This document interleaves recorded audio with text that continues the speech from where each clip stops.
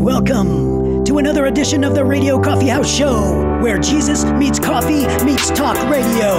And the next one starts right now.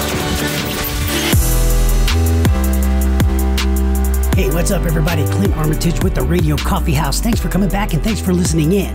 All right, our next episode, we're going to be talking about life being a highway. We're going to break it down, use the analogy, and we're going to talk about some things that I think we should understand when we're going through life, how to go through life, the choices that we make to go through life, and all the things that's just going to make it a better life for us and on into eternity, right?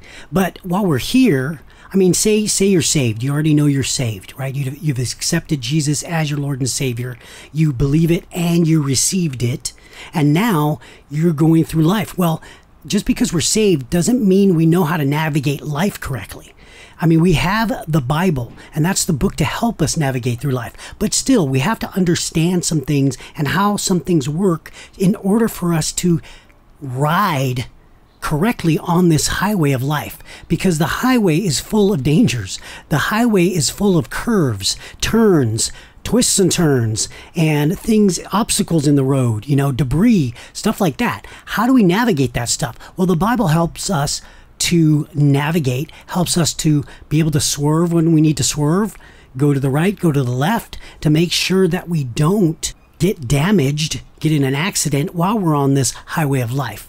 And yeah, we may run into that. We may get into accidents. We may get into multiple accidents throughout our life. They may be small little fender benders, or they may be very big accidents. However, there is a way that we can get through and minimize all the injury and the damage, getting through life and making our way down the road, down our path that God has given us and that He has shown us. So we're going to be getting into that right now. But I'm going to be going over some lyrics that is actually part of this episode here, and it's the lyrics from Life is a Highway by Rascal Flatts. What I'm going to do is I'm going to put the link in the description. Go click on that link and go to YouTube or wherever that link takes you, because it's going to be the song. Listen to the song and then come right back if you want to. You don't have to. You can go right into listening to the podcast. But man, it's going to connect really well if you listen to the song and then come back. And that's what I'm going to be breaking down when you get back. So let's get into it.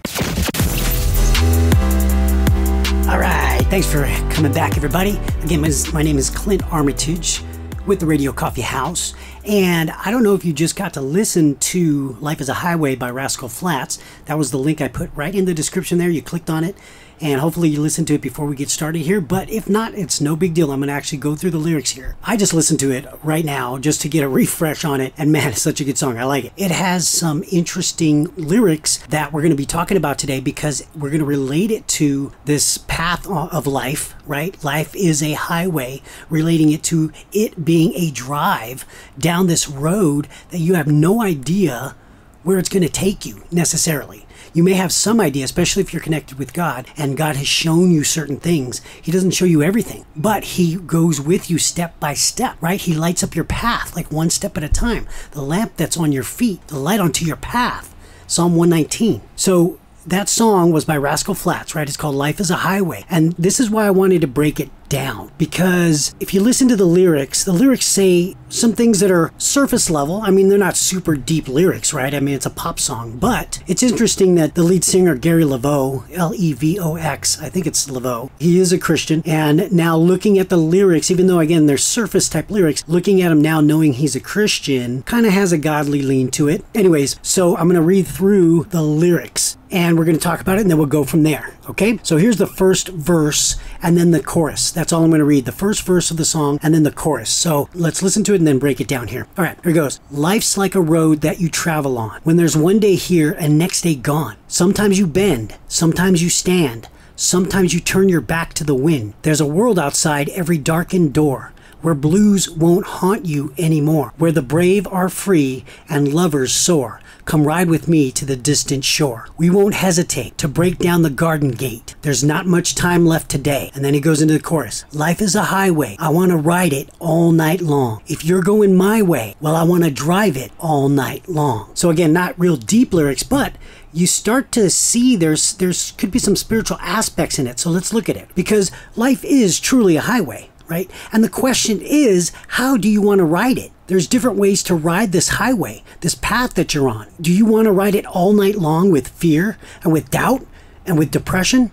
Or do you want to ride it all night long with excitement and love and feeling that you're being heard and wanting to explore more of the open road with an unmistakable like fire and passion and desire and the plan that God has for you specifically? So those are two different ways to choose how you're going to ride the road, because we're all going to ride on this road. It's how we want to ride on it. What choices are we going to make? How are we going to live this life? That's really the question. Because again, we all ride on the road of life. So how do you see the road of life? How do you believe that the road is laid out? And does it have a direct connection to the way you're going to be driving it? I believe so. See, we live our lives according to our beliefs. If we believe that there is no God, then we live like there's no God. And you see it right now. You turn on social media, you'll see it right away. But if we live life believing that God is all powerful, He's all loving, and knowing that, we can live trusting that God is in control and has a perfect plan for our lives. And we don't have to be afraid. We don't have to have anxiety over what's coming next, especially if you trust God and know that He's sovereign. Do I trust Him and do I believe He's in control? Do I believe He's sovereign? Do I give everything up to Him? If you do, you're going to live with less anxiety, less fear, less depression. And I know there's some chemical imbalances that people have, and sometimes it's tougher. However, God is in control and He is all powerful. You have to believe that. And then you have to live like you believe it. Like really believe the words that you're saying, the words that you're thinking. Otherwise, when we live without God, it's inevitable that we're going to be carrying heavy burdens of things like doubt, fear, depression. And that's really not what our reality is supposed to be. That's not our life on the highway. God doesn't want us to carry all that stuff. But we start pushing God out of our life, or we're ignoring what God is trying to do in our life, or closing the door on Him because we don't believe He unconditionally loves us no matter what. Then it's going to be inevitable. We're going to come to the only conclusion that we can come to. And when we think that way, we believe that God doesn't love us, or God doesn't care, or He doesn't exist. And then we're going to be living our life with those negative thoughts, with those negative ways of thinking. And that's going to make up our life experience. That's going to make up how we drive this road of life. So what we have to do is change our mindset in order to change our experience. Whatever you've gone through in the past, that's the past. From here on out, you can make a decision right now. And then from this point on, you can start living your life different. You can start driving your road of life a lot differently, with some passion, with some power, with some authority, because you know God's in control. You're not in control. God is in control. But if you give it up to Him, knowing that He loves you, cares about you, wants the best for you, and you trust Him to lead you in a certain direction to help you navigate this road, you will live with authority, because you are basing your authority on Him, basing your life on Him and His ways. And that's how you're going to be able to change your experience. But first you have to change your mindset. We've talked about this in the past, but we have to change our mindset in order to start changing other things in our life. Mindset is the first thing. You change that, you start to change your experience. Now, that doesn't mean that once we start believing in God and following God, that there's not going to be any pain or any sorrow or any hardship or persecution. As a matter of fact, the Bible says that we are going to experience that kind of stuff in life. It also says Jesus was a man of sorrows and He was persecuted. He felt pain as well. So we can expect to experience pain, sorrow, persecution, just like Jesus did. But this is the difference. He also said some things in the Bible to let us know it was okay. That even though we were going to go through this stuff, He was going to be with us. And this is how we get to navigate through all our problems in life. This is how we get to overcome all the issues in life, because we know where to put our trust and our faith and who to give our problems to. And so He talks about this in Matthew 5. It's the Sermon on the Mount. Okay, He gives us comfort and He frees us from the fear and the doubt and the anxiety that we could potentially fall into if we don't follow what the Lord is saying here. Okay, so I'm going to start off in verse 5, Matthew 5, verse 5, and I'm going to read through there. Now when Jesus saw the crowds, He went up to the mountainside and sat down. His disciples came to Him, and He began to teach them. He said, "Blessed are the poor in spirit, for theirs is the kingdom of heaven. Blessed are those who mourn, for they will be comforted. Blessed are the meek, for they will inherit the earth. Blessed are those who hunger and thirst for righteousness, for they will be filled. Blessed are the merciful, for they will be shown mercy. Blessed are the pure in heart, for they will see God. Blessed are the peacemakers, for they will be called the children of God. Blessed are those who are persecuted because of righteousness, for theirs is the kingdom of heaven. Blessed are you when people insult you, persecute you, falsely say all kinds of evil against you because of me. Rejoice and be glad, because great is your reward in heaven. For in the same way they persecuted the prophets who were before you. See, Jesus makes it clear that the circumstances don't define how you experience life. Because experience is what you run into in life, right? That's your experience. But those circumstances don't define you. Your identity in God defines you. Your faith and trust in God defines you. And that's how you can respond back to all the problems that you run into. That's where God gives us a choice on how we want to ride it. How do you want to ride the highway of life? Because life is going to go all night long. You're not going to be able to stop it. But we get to choose how to respond to the terrain that we see in front of us. We have the power and authority to choose how we're going to accept life's issues. Knowing that God provides love, care, and He sees us, we literally can be free to embrace all the things that He has given us in order to combat all these problems in life. And that's how we can drive this thing. We can drive it like we're driving in the Indy 500. Like there's some excitement there. There's some competition there. There's some danger. But man, we are excited to win this thing. How do you want to drive it? Or do you want to drive timidly? And if you're driving in that race, how are you going to get to the top spot if you're not pushing it? If you're not risking some things? If you're fearful and you're doubtful and you're scared, anxiety, you're not going to be able to run that race and drive that car like it needs to be driven in order to get to the top spot. And we don't all have to win, but we do need to do our best to answer our calling where God is sending us. If God's saying, hey, I want you to win this race, then you do the best to win this race because He is supporting you in it. Matthew 7, verses 9 and 11 makes it pretty clear, okay? Listen to this verse. Which of you, if your son asks for bread, will give him a stone? Or if he asks for a fish, will he give him a snake? If you then, though you are evil, know how to give good gifts to your children, how much more will your Father in heaven give good gifts to those who ask Him? Right? It's like, if we're asking God to allow us to be a part of His plan, to be a part of what He's doing in our lives and in others' lives, we are going to have such a blast because we're going to be doing some adventurous things. It's going to be an adventure. If you've ever experienced God working and you were a part of it and you got to experience it, you remember how that felt. It felt good because you were doing God's will. You were in the center of God's will and you knew it. We can live like that more often if we start driving our vehicle on this road like He wants us to drive it.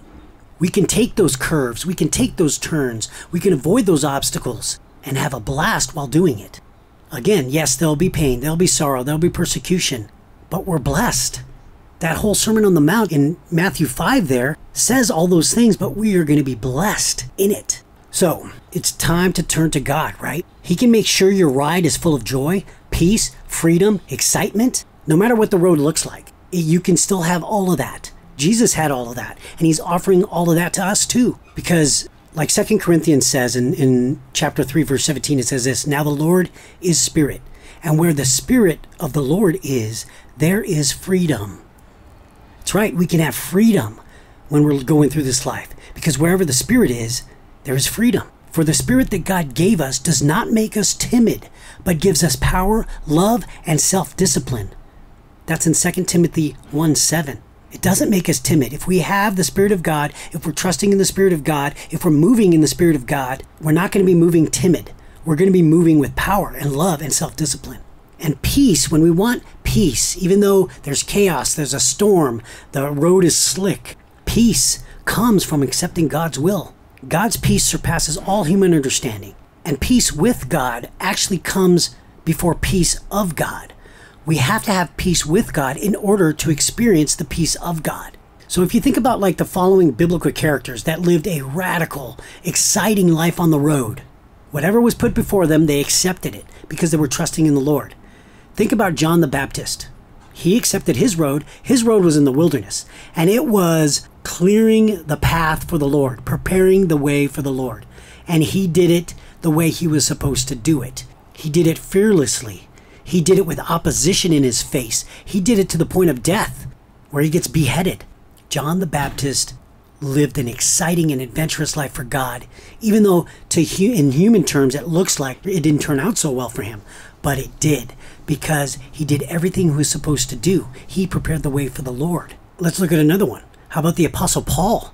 That dude lived an exciting life too, an adventurous life. Ended up getting so much information that he could pass on that God used him to write a bunch of the New Testament, with all the letters and the epistles and all the stuff that he wrote to the different churches to help build up not only people, but churches themselves. But he went through massive persecution. He talks about that as well. He was beaten, he was flogged, he was stoned, he was bitten by a snake. He had a lot, and then he had nothing. So he lived a life of adventure. And adventure is not defined by just having fun. Adventure comes from living a life that's a little bit risky, but then it's also playing it safe. But then it's also walking the line. That is adventure. And this guy took it full on, again, to the point of death. And the way they did that, by accepting it, they actually were able to live life without restraints, like without fear, without anxiety, without doubt, all that stuff, because they accepted whatever the Lord was going to do, because they knew and trusted the Lord to control things that they can't control. So it's time to move from that old way of thinking and start to embrace the path that you are on with God. Step into the path that God has set for you. Step into the work that he has for you. Step into the mindset, the experiences that he wants to give you.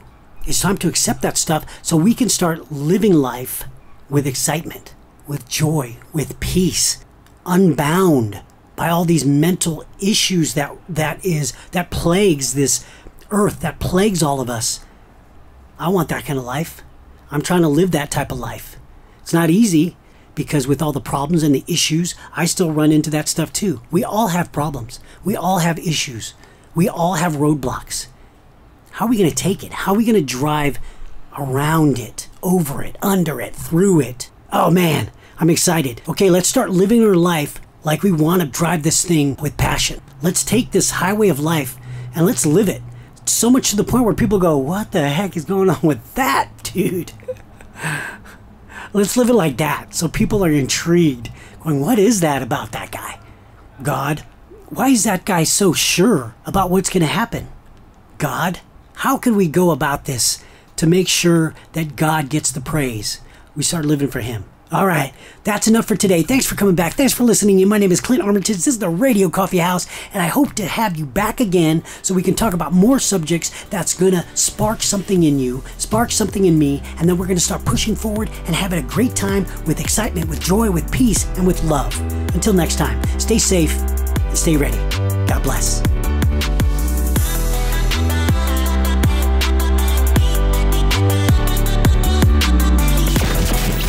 Thanks for joining us for another episode of the Radio Coffee House Show, where we're all about Jesus, coffee, and radio. We'll see you next time.